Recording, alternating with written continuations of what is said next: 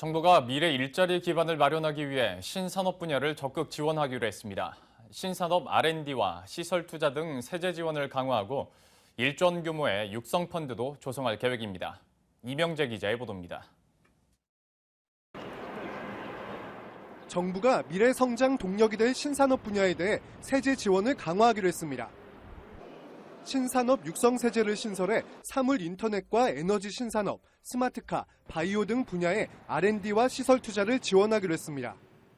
현행 신성장 R&D 세액 공제를 신산업 중심으로 개편합니다.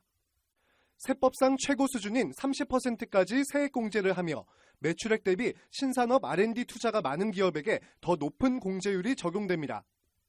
신산업 기술을 사업화하기 위한 시설에 투자할 경우 투자 금액의 최대 10%까지 세액 공제를 받을 수 있습니다. 신성장 서비스업도 대거 육성합니다.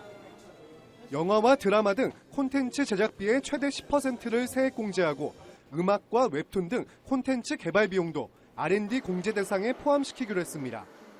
인적 투자 비중이 높은 서비스업의 특성을 감안해 고용증과 인원에 대한 사회보험료 세액 공제율도 기존 50%에서 75%로 상향합니다. 정부는 신약과 AI 등 고위험 분야에 대한 투자를 확대하기 위해 신산업 육성 펀드도 1조 원 규모로 조성하기로 했습니다. 손실이 발생하면 운용사와 정부가 먼저 손해를 보고 수익이 생길 경우 정부가 후순위로 가져가는 방식입니다.